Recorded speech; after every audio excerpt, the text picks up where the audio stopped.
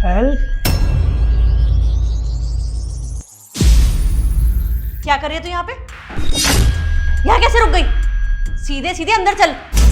जानती है ना मुझे, चल।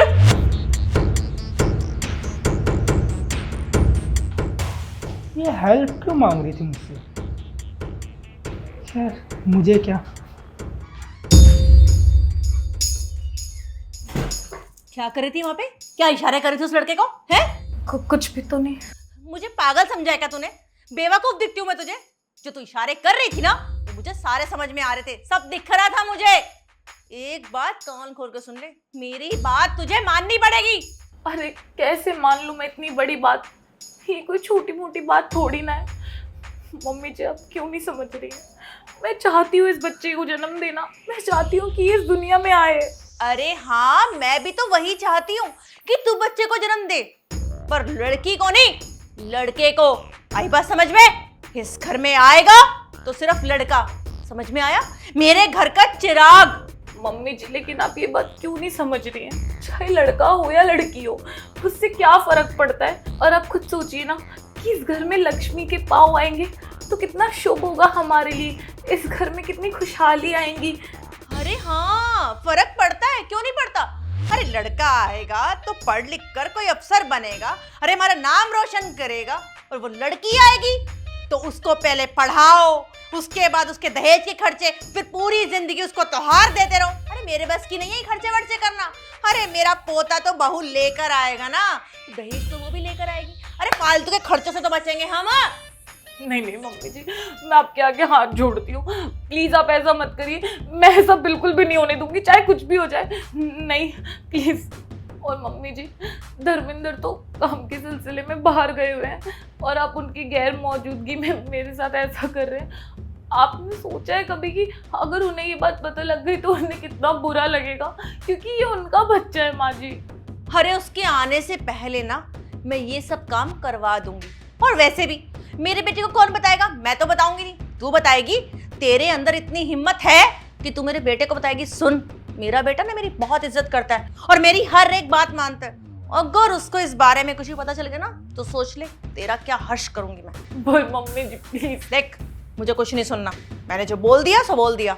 अब अपनी आवाज को बंद कर, जाके काम कर। क्या हो रहा है ये सब? तू कौन है और तू मेरे घर में क्या कर रहा है? मैं आपका पड़ोसी हूँ, और हाँ, जो कुछ भी आप अपनी बहू को बोल रहे थे ना, वो सब कुछ मैंने सुन लिया था। आपको पता भी है आप कितना बड़ा अपराध करने जा रहे हो। कुछ गलत नहीं है। अगर मैं अपने परिवार के बारे में सोच रही हूँ ना तो कुछ गलत नहीं कर रही हूँ। तू मत सिखा मुझे। देखिए, आप अपने घर के बारे में सोच रहे हैं, उसमें कोई बुराई नहीं है, पर आप जो अपराध करना जा रहे हो ना, वो बहुत ज़्यादा गलत है। वो आपको नहीं करना चाहिए। अरे इसमें बुराई क्या है? अगर आपके घर में लड़की आएगी तो क्या फ़र्क पड़ता है, लड़का हो या लड़की? आज के टाइम पे सब समान है। और हाँ, जैसा आप इनके साथ कर रही हैं वैसे ही आपकी माँ के साथ होता या फिर इनकी माँ के साथ, तो ना आप इस दुनिया में होते ना फिर ये। एक बात याद रखना, अगर ऐसे ही चलता रहा ना तो समाज ठीक से कभी नहीं चल पाएगा। हमें हमेशा समाज में इक्वलिटी रखनी चाहिए, जिस वजह से समाज बहुत अच्छे से चलता है। और हाँ, इंसानियत नाम की भी कोई चीज़ होती है। आप ये जो करने जा रहे हो ये बहुत बड़ा गुनाह है। और क्या कह रहे थे आप कि लड़का होगा तो तरक्की करेगा, ऑफिसर बनेगा। एक बात याद रखना, आज के टाइम में लड़का हो या फिर लड़की एक समान है, दोनों तरक्की कर रहे हैं। लड़कियां भी लड़कों से कंधा मिला करके तरक्की कर रही हैं। हर फील्ड में, हर चीज़ में वो आगे बढ़ रही हैं, और कई चीज़ों में तो लड़कों से भी आगे हैं लड़कियां। इसलिए ना, हमें कभी भी लड़का या लड़की में भेदभाव नहीं करना चाहिए जो आप कर रहे हैं। और जिस चीज़ की आपने नींव रखी है ना, ये सिर्फ और सिर्फ एक बर्बादी की जड़ है। आपका परिवार एक ना एक दिन इस चीज़ से ज़रूर बर्बाद होगा। आपने कभी सोचा है अगर आपके बेटे को इस बारे में पता चल गया तो उसके ऊपर क्या बीतेगी? आपका घर किस तरह बर्बादी की तरफ बढ़ रहा है, इसका आपको अंदाजा नहीं है। अगर आप चाहते हैं ना कि आपका घर बर्बाद ना हो तो अभी समझ जाइए, वरना आपके लिए और आपके घर के लिए ये बिल्कुल भी अच्छा नहीं होगा। अरे ये तो मैं बहुत गलत कर रही थी, ये सब तो मैंने कभी सोचा ही नहीं। आप मुझे माफ़ करना, आज मुझे समझ में आ गया है कि बेटे और बेटी में कोई फ़र्क नहीं करना चाहिए। बहू, मुझे माफ़ कर दे बेटा। वैसे तो जो अपराध मैं करने जा रही थी ना, उसके लिए कोई माफ़ी नहीं है, पर अपनी माँ समझ के माफ़ कर दियो बेटा, मुझसे गलती हो गई।